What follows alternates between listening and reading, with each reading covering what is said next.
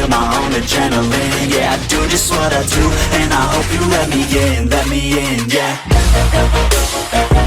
तो चलिए क्लास आज स्टार्ट करते हैं क्लास 10 का एक नया chapter and that is heredity.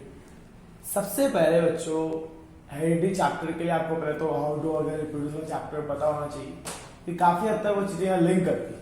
उसके बाद सबसे पहले मैं आपको यहाँ बताने जा रहा हूँ बच्चों इस वर्ड के बारे में जो आपको दिख रहा है हेरिडिटी। हेरिडिटी का मतलब क्या है बच्चों? हेरिडिटी का मतलब होता है माँ बाप से हमारी बॉडी के अंदर कैरेक्टर का आना, पेरेंट से हमारे अंदर कैरेक्टर का आना।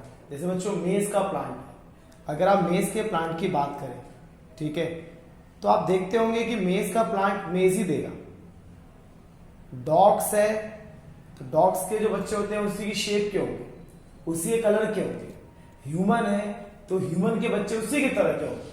तो बच्चों ये हुआ मतलब कि जो हम लोग अपने माँ बाप से कैरेक्टर गेट करते हैं, अपना बॉडी स्ट्रक्चर गेट करते हैं, हमारा जब बॉडी स्ट्रक्चर है हमने माँ बाप से गेट किया है, तो ये जो प्रोसेस है यही हेरिडिटी कहलाता है। हेरिडिटी का मतलब होता है कैरेक्टर का ट्रांसफर हो। वो कैरेक्टर कुछ भी हो सकता है, ये मेरे ईयर लोब्स हो सकते हैं कैरेक्टर, ठीक है, मेरे नोज का शेप हो सकता है स्ट्रक्चर, ये मेरे हेयर का स्ट्रक्चर हो सकता है। मतलब मैं अपने माँ बाप से जो कैरेक्टर ले रहा हूँ that is called the heredity, ठीक है, बिल्कुल। क्योंकि क्या ऐसा नहीं होता बच्चों का हेरिडिटी नहीं होता तो एलिफेंट का बच्चा किसी भी शेप का आ सकता था, मेज का जो प्लांट है उसका किसी भी शेप का ऐसा नहीं होता। तो जैसे अगर मेज है तो उसका जो अगला प्रोजेनी आएगा, जो अगला जनरेशन आएगा बिल्कुल मेज की तरह दिखेगा। मैंगो का अगर ट्री है तो उसका जो मैंगो आएगा अगले जनरेशन बिल्कुल वैसे आएगा। तो इसमें कोई तो होगा जिसकी वजह से ऐसा हो पा रहा होगा, कुछ तो होगा जिसकी वजह से चीजें हो पा रही होगी, इसी को हेरिडिटी कहते हैं बच्चों। हेरिडिटी का मतलब होता है पेरेंट से बच्चों के अंदर कैरेक्टर का ट्रांसफर होना, जो हमने यहाँ ऑलरेडी लिखा हुआ है बच्चों। हेरिडिटी क्या होता है? वो एक ऐसा प्रोसेस है जिसमें ट्रेट मतलब कैरेक्टर पेरेंट से उसके ऑफस्प्रिंग मतलब चाइल्ड्स में जाता है बच्चों, दैट इज कॉल्ड हेरिडिटी। और पता है इस हेरिडिटी की प्रोसेस को इनहेरिटेंस है। बच्चे कई बार कंफ्यूज होते हैं what is the difference between the heredity and inheritance. तो बच्चों heredity inheritance both almost identical है। बस ये समझ लीजिए मेरे पास कैरेक्टर आते जा रहे हैं पेरेंट्स के, दैट इज हेरिडिटी। और जिस प्रोसेस से आ रहे होंगे, कैसे गैमेट सेपरेट हुए, कैसे गैमेट इसके अंदर क्रॉस हुए, गैमेट्स जैसे होता है ना मेल सेक्स गैमेट या फीमेल के सेक्स गैमेट्स वगैरह, कैसे कैसे वो जो प्रोसेस है ना दैट इज कॉल्ड इनहेरिटेंस। और जो मेरे पास वो आया character that is called heredity, ठीक है। जैसे हम स्विच ऑन करते हैं, पंखा चल जाता है तो हमें पता है स्विच ऑन करने से पंखा चल गया, लेकिन जो प्रोसेस है वो अलग है कि कैसे इलेक्ट्रिकल एनर्जी आगे गया, कैसे इलेक्ट्रॉन ट्रांसफर हुआ, क्या हुआ, वो सब प्रोसेस में आता है बच्चों। तो जो प्रोसेस है ना वो इनहेरिटेंस है। और जो कैरेक्टर मेरे पास आया अपने फादर से, अपने मदर से, तो दैट इज कॉल्ड हेरिडिटी बच्चों। अभी क्लियर होगा what is heredity and inheritance. Heredity का मतलब होता है कैरेक्टर का जाना, एक जनरेशन दूसरी जनरेशन। ऐसा नहीं होता बच्चों, एलिफेंट के जो चाइल्ड्स होते हैं वो किसी भी शेप के होते हैं, किसी भी कलर के होते हैं, ऐसा नहीं है। तो अगर हमारे पास कैरेक्टर एक से दूसरी जनरेशन में जा रहा है that because of the heredity, ठीक है बच्चों। तो दैट इज हेरिडिटी, इनहेरिटेंस से लिखा हुआ है। यहां भी कैरेक्टर जाता है बच्चों, बट दैट वन थिंग जो आप बिल्कुल याद रखिएगा that it is the process. Inheritance is the process of transferring the character from the parent to their child. अब बच्चों बात आती है कैसे कैरेक्टर ट्रांसफर होते हैं। क्या सभी कैरेक्टर ट्रांसफर होते हैं? अगर माँ बाप ने एमबीबीएस कर रखा है तो क्या बच्चे के अंदर वो कैरेक्टर एमबीबीएस वाले कैरेक्टर ट्रांसफर हो जाएंगे? या माँ बाप को क्रिकेट खेलना आता है तो क्या उसकी नेक्स्ट जनरेशन वो भी क्रिकेट खेलना जानेगी? ऐसा नहीं है बच्चों। कुछ ऐसे कैरेक्टर्स हैं जो कि माँ बाप से चाइल्ड में ट्रांसफर होते हैं, ठीक है, जेनेटिकली। और कुछ ऐसे होते हैं जो ट्रांसफर नहीं हो सकते। कैसे बच्चों? जैसे मान लीजिए आपको एंड्रॉइड फोन चलाना आता है या आप एप्पल का फोन चला पाते हैं, तो क्या कैरेक्टर जब आपके चाइल्ड्स होंगे तो क्या उसको ऑलरेडी वो एंड्रॉइड फोन चलाना आता होगा? या आपको बाइक चलानी आती है तो क्या आपके जो चाइल्ड्स होंगे उसको भी चलाना आता होगा? नहीं बेटा, उसको हमें सिखाना पड़ेगा। तो जो कैरेक्टर हम अपनी डे टू डे लाइफ में गेन करते हैं, अपने सराउंडिंग से सीखते हैं, अपनी जिंदगी में चीजों को सीखते हैं, एक्सपीरियंस कहते हैं बच्चों। एक्सपीरियंस जो होता है हम अपने डे टू डे लाइफ में सीखते हैं उन चीजों को, वो कभी भी कैरेक्टर जो है ट्रांसफर हो नहीं सकता। तो जो कैरेक्टर जेनेटिकली हमारी बॉडी से हमारे चाइल्ड में या हमारे अंदर हमारे पेरेंट्स से ट्रांसफर हो सकते हैं they are called inherited character. और जो नहीं हो सकते हैं that is called acquired character. Acquired मतलब एक्वायर्ड किया, मैंने गेन किया, अपनी लाइफ में गेन किया, दैट इज कॉल्ड एक्वायर्ड। जो कभी भी पेरेंट्स से चाइल्ड में ट्रांसफर नहीं हो सकता बच्चों। यहाँ लिखा है हम लोगों ने टाइप ऑफ ट्रेट। ट्रेट दो तरीके का होता है बच्चों, inherited trait, acquired trait. Inherit मैंने इनहेरिट किया है, अपने माँ बाप से करेक्टर मेरे अंदर आए हैं, दैट इज इनहेरिटेड। जैसे कई बार आप देखते होंगे कि सबके घरों में सभी फादर मदर से चाचा वगैरह सब लंबी लंबी हाइट के होते हैं, तो उसके अगली जनरेशन में सभी बच्चे लंबी हाइट के होते हैं। तो that is what, that is the inherited trait. Inherited का मतलब होता है जेनेटिकली जो हमने अपने माँ बाप से गेट किया है, that is called inherited trait. लेकिन जो अपने डे टू डे लाइफ में सीखा, एक्सपीरियंस लिया है, स्विमिंग करना अगर हम जानते हैं, हमारे चाइल्ड नहीं जानेंगे, शुरुआत से नहीं जानते वो चीज को, तो बेटा वो चीज आपका एक्वायर्ड ट्रेट होता है। तो यहाँ लिखा है बेटा the trait that is transfer from the parent to their child is called inherited trait. They are present in the genes. Genes से मिलते कहते हैं हमारे जीन्स ही ऐसे हैं, राजपूतों के जीन्स ही ऐसे हैं, ब्राह्मणों के जीन्स ही ऐसे। जीन्स का मतलब होता है जो हमने सीधा सीधा अपने माँ बाप से हमारे अंदर गेट हुआ है, that is called the inherited trait. These are there is genetic variation caused in reproductive tissue। और कई बार थोड़े बहुत वेरिएशंस होते हैं बच्चों। वेरिएशंस का मतलब होता है कि जो अगले चाइल्ड्स आते हैं क्या एग्जैक्टली सेम दिखते हैं। ठीक है, आपके पास आपके माँ बाप के कैरेक्टर आते हैं, आपके भाई के पास भी आपके माँ बाप के कैरेक्टर आते हैं, क्या आप दोनों के अंदर सिमिलरिटीज होती है? बिल्कुल सेम दिखते हैं आप लोग? नहीं। तो इसको कहते हैं वेरिएशन। अगर बच्चों वेरिएशन और एक जेनेटिक वेरिएशन है, क्योंकि जेनेटिक लेवल पे हुआ था, जब माँ बाप से हमारे करेक्टर आते हैं उसमें थोड़े बहुत चेंजेस हुए, जिसको हमने क्या बोला बच्चों, वेरिएशन। अलग माँ बाप के करेक्टर गए तो हर बच्चों में, लेकिन थोड़े थोड़े अलग अलग गए, इसलिए वो बोलते हैं बच्चों genetic variation. Now that is acquired. Acquired मतलब सीखा मैंने, ठीक है, वो ट्रेड जो डेवलप होता है हमारी लाइफ में एक इंडिविजुअल की लर्निंग। जैसे म्यूजिक आप लर्न करते हैं, अगर कोई बहुत बढ़िया सिंगर अगर सोचेगा कि इसके बच्चे को भी बचपन से ही वो गाना गाना आता होगा, तो पॉसिबल नहीं है ना, क्योंकि वो बेटा एक्वायर्ड है, सब सीखा है। अब टीचर से अपनी इतने साल की मेहनत से वो गाना सीखा है, म्यूजिक बजाना सीखा है, लेकिन जरूरी नहीं है कि इसके चाइल्ड को वो चीज बाय बर्थ वो चीजें आती हो। तो that is called the acquired trait. They are developed during the life time. ये हम अपनी जिंदगी में सीखते हैं। ये सोमैटिक वेरिएशन। सोमैटिक क्या होता है बेटा? जेनेटिक वेरिएशन क्या होता है?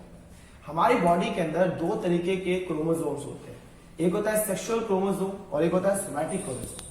बेटा सेक्सुअल क्रोमोसोम जो सेक्स गैमेट होते हैं, उसके अंदर कोई वेरिएशन होता है ना, तो हम कहते हैं इसको जेनेटिक वेरिएशन, क्योंकि जेनेट जीन्स में हुआ है, मतलब सेक्स में हुआ है। मेल के स्पर्म में, फीमेल के एग में अगर कोई वेरिएशन आता है तो हम कहते हैं कि बच्चों वो आपका जेनेटिक लेवल पर। लेकिन वो हमारे अगर उन दो क्रोमोसोम को छोड़ के बाकी कहीं भी अगर वो वेरिएशन आता है तो इसको बोलते हैं सोमैटिक वेरिएशन। ध्यान रखिएगा बच्चों, ये रिप्रोडक्टिव टिश्यू को नहीं करते, ये सिर्फ नॉन रिप्रोडक्टिव टिश्यू से रिलेटेड है। ध्यान रखिए बेटा, सीधी सी बात है, जो आपने माँ बाप से अपने बच्चों के अंदर कैरेक्टर ट्रांसफर हुए, उसमें जो चेंजेस आए, मतलब स्पर्म और एग दोनों ही कैरेक्टर को ट्रांसफर करते हैं, उस टाइम पे जो वेरिएशन आते हैं that is called genetic variation. लेकिन उसको छोड़ के बाकी सभी वेरिएशन किसमें आते हैं बच्चों?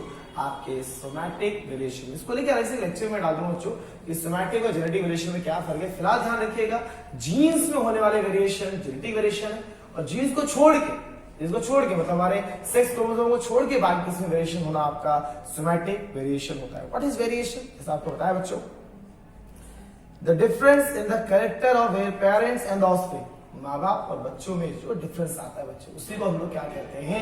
वेरिएशंस कहते हैं, जो गैमेटिक और सोमैटिक हो सकते हैं। आप बात कर रहा था गैमेट में वेरिएशन, स्पर्म और एग में वेरिएशन, वो अकस अगर हमारे जर्म सेल्स में हो रहा है, जर्म सेल तो स्पर्म और एग में हो रहा है, तो वो इनहेरिटेड हो जाएगा अगली जनरेशन में, जिससे इवोल्यूशन होता है। अच्छा सोचिए, जिराफ जो थे ना, जिराफ की गर्दन पहले छोटी हुआ करती, धीरे धीरे जो बड़ी है वो क्यों बड़ी है? क्योंकि गैमेटिक चेंज हो रहा था। क्या होता है गैमेटिक? अगर गैमेटिक चेंज होता है तो उसके अगले चाइल्ड में भी वो चीज पहुंचा। अगर इसके नेक्स्ट चाइल्ड में नहीं पहुंच पाता तो शायद उसकी गर्दन स्ट्रेच होती हुई नहीं आती।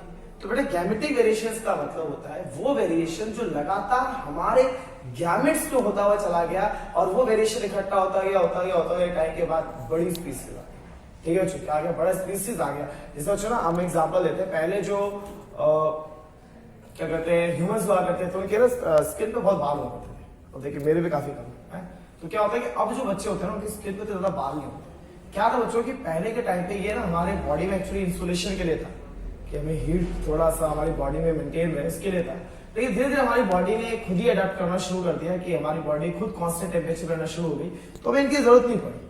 तो ये क्या एकदम से थोड़ी ना हुआ, ये धीरे धीरे वेरिएशन आया होगा और चेंज होते होते एक नई स्पीसीज में हम लोग कन्वर्ट हो गए, हम ह्यूमंस पे आ गए। जो बंदर थे या चिंपांजी थे वो सब अभी उसी पीढ़ी में रह गए। तो बेटा जेनेटिक वेरिएशन का मतलब होता है हमारे सेक्स सेल्स में वेरिएशंस का होना और इस वेरिएशन का इकट्ठा होते होते एक नई स्पीसीज का क्रिएट होना, इवोल्यूशन का होना। उनको छोड़ के सोमैटिक वेरिएशन होता है बच्चों, जो कि सोमैटिक सेल्स होता है। Somatic cells other than the sex cells, ठीक है, other than the sex cells are somatic cell which may be acquired by them in their life are not passes to the progeny। मेरा somatic variations कभी भी, जैसे अगर मेरे अंदर है, मान लो मेरे फादर तो पढ़े लिखे नहीं है या मैं थोड़ा सा पढ़ लिया, थोड़ा पढ़ लिया, तो वो चीजें अगर मेरे अंदर आई है तो ये जो है ये वेरिएशन जो मेरे अंदर आई है एक्वायर्ड में और सोमैटिक वेरिएशंस होगा। ये आप नहीं कह सकते जेनेटिक वेरिएशन। तो एग्जांपल मैं आपको देता हूं बच्चों, एक बार रुकिए, ये देखिए बच्चों, ध्यान सुनिए, मैं आपसे कह रहा हूं बच्चों कि मान लो बच्चों कि आपके जो फादर थे, ठीक है, उनके मान लो जो कर्ली हेयर्स थे, आपकी मदर के स्ट्रेट हेयर्स, अब आपके अंदर थोड़े से कर्ली और स्ट्रेट भी है, दोनों है, तो आप बोलोगे ना कि आपने आपके फादर के भी वेरिएशंस आ गए, फादर के कैरेक्टर आ गया, मदर के भी आ गए। तो बेटा ये जो हुआ ये जेनेटिक वेरिएशन, क्या बेटा जेनेटिक, क्योंकि जेनेटिकली हुआ ये सेक्स गैमेट की वजह से हुआ। लेकिन आपके फादर एंड्रॉइड फोन कभी नहीं चलाते थे, ना आपकी मदर कभी एंड्रॉइड फोन, लेकिन आप एंड्रॉइड फोन चलाना जानते हो, तो ये भी तो वेरिएशन है। पर क्या ये गैमेटिक वेरिएशन? नहीं, that is somatic variation, that is somatic variation. तो क्या ये अपनी नेक्स्ट जनरेशन में ट्रांसफर कर पाएगा? नहीं, लेकिन ये नेक्स्ट जनरेशन में ट्रांसफर हो जाएगा। शायद इसका अगला जनरेशन हो, शायद उसके पास भी ऐसे हेयर हो, शायद पर्सनैलिटी हो जाए, तो बोलेंगे तो बिल्कुल ही अलग कैरेक्टर आ गया, इवोल्यूशन हो गया एक तरीके से। तो बच्चों ध्यान रखिएगा कि जो जेनेटिक वेरिएशन होता है बेटा वो गैमेट्स के थ्रू होता है, स्पर्म और एग में वेरिएशन की वजह से होता है। लेकिन जो अपने डे टू डे लाइफ में सीख के अपने माँ बाप से थोड़े से अलग दिखते हैं वो बच्चों हमारा सोमैटिक वेरिएशन होता है, जो कि आपकी अगली जनरेशन में नहीं जा पाएगा। ठीक है बच्चों, तो इस चीज का ध्यान रखिएगा। क्या होता है फिर बच्चों, इस वेरिएशन को, इस कैरेक्टर को कैसे एक जनरेशन से दूसरे जनरेशन में जाता है, इससे क्या है, किसी ने तो पहली बार सोचा होगा, किसी ने पहली बार शुरुआत की होगी कि हाँ भाई कैसे ये एक जनरेशन से दूसरी जनरेशन में जाता है। तो सबसे पहले कॉन्ट्रीब्यूशन था बच्चों मेंडल का।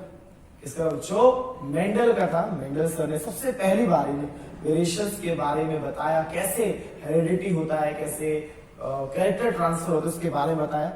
जॉर्ज जॉन एंड मेंडल, बच्चों से फुल फॉर्म आता है। कई बार एक स्टडीज कर रहे थे जेनेटिक्स के ऊपर, जेनेटिक्स का मतलब होता है हेरिडिटी को स्टडी करना, कैसे कैरेक्टर ट्रांसफर है, को स्टडी करना ही आपका जेनेटिक्स होता है। मेंडल ने स्टार्ट किया अपना वर्किंग एक प्लांट के ऊपर, इसका नाम था जो गार्डन पी, जिसका साइंटिफिक नेम बहुत पूछ रहा था, Pisum sativum. Pisum sativum is the scientific name of this P plant. उन्होंने इसको यूज किया और इसके थ्रू उन्होंने बताया कि कैसे वेरिएशंस आते हैं, कैसे एक जनरेशन से दूसरी जनरेशन में कैरेक्टर ट्रांसफर होते हैं। तो इसीलिए मेंडल को फादर ऑफ जेनेटिक्स भी कहा जाता है। Father genetics, why? जेनेटिक्स शुरुआत किसने करी? मेंडल ने करी। अगर मेंडल नहीं होता तो नहीं जान पाता कि कैसे माँ बाप से कैरेक्टर हम तक पहुंचे, कैसे एलिफेंट के कैरेक्टर्स उसके बच्चे तक पहुंचे, कैसे एक डॉग के कैरेक्टर्स के बच्चे पास पहुंचे, कैसे मेज प्लांट का कैरेक्टर्स के मेज सीड के पास पहुंचे, तो कैसे कैरेक्टर ट्रांसफर हुए, इस चीज के बारे में हम लोग नहीं जान पाते बच्चों। That's why we called as father of genetics. तो बच्चों उन्होंने पी प्लांट क्यों लिया, क्यों नहीं लिया, इस चीज के बारे में आपको एक नेक्स्ट लेक्चर में डालूंगा कि किस तरीके से उन्होंने पी प्लांट को लिया, कैसे मोनोहाइब्रिड डाईहाइब्रिड क्रॉस करके दिखाया।